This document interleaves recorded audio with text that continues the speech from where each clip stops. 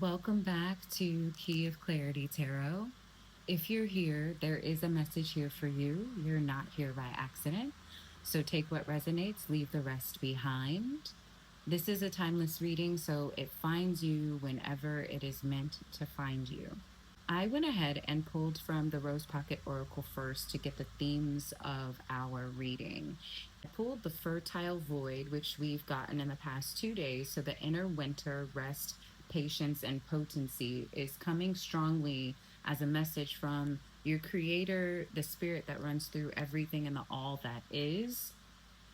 And then we also have rose without thorns, joy, peace, sweetness of life. So when you think of a rose that does not have any thorns, you think of its smell, you think of its beauty, you don't think of hurting yourself, you don't think of having to be careful, right? So this is really appreciating your own beauty, your own inner light that you have without thinking about the dark side of things or what has happened beforehand.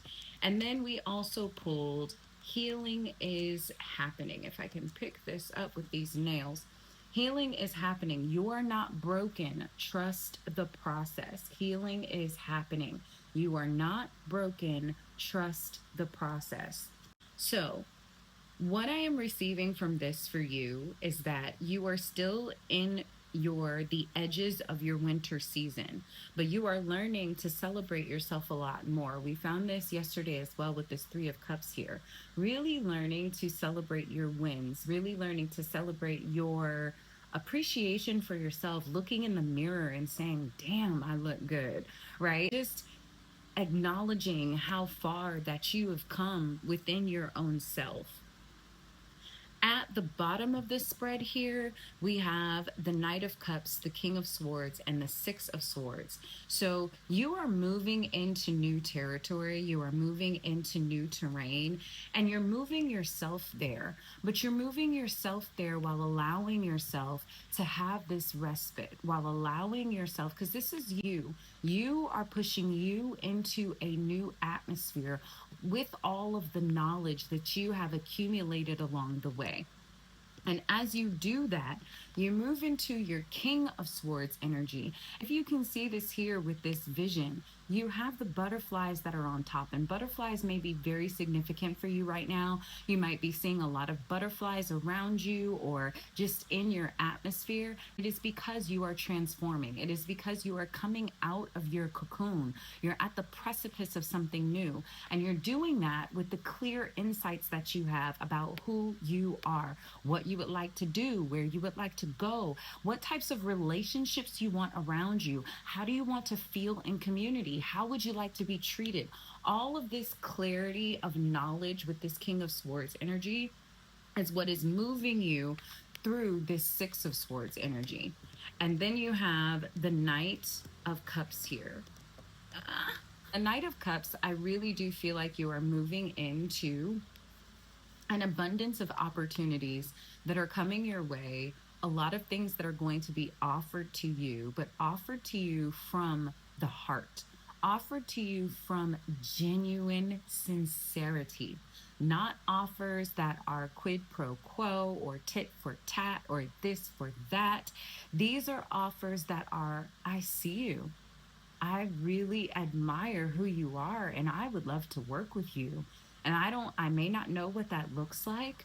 I may not understand what my part is, but I really do want to genuinely and sincerely be a part of everything that you have going on.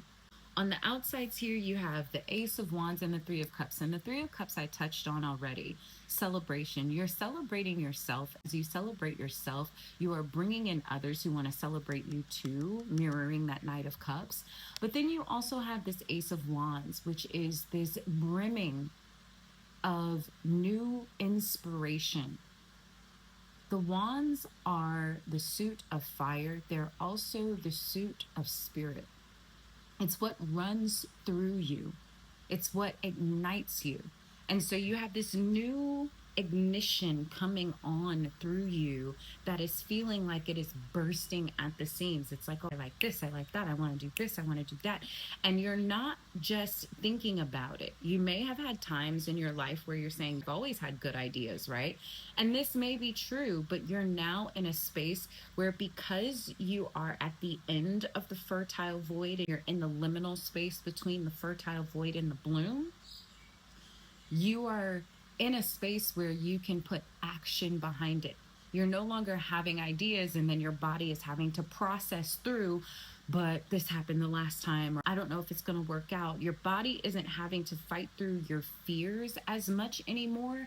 So it has more energy to bring it forth. Because when your body is in the fertile void, you are in that slumber space, having to process your new ideas through all of the old rubble that you have gone through. So it's really hard to bring those ideas to fruition, not because you're lazy, not because you've been procrastinating, not because you are not capable, but because your nervous system is learning to reset itself in a different way so that you can bring these ideas into fruition with vitality, with a cleared chi in your system.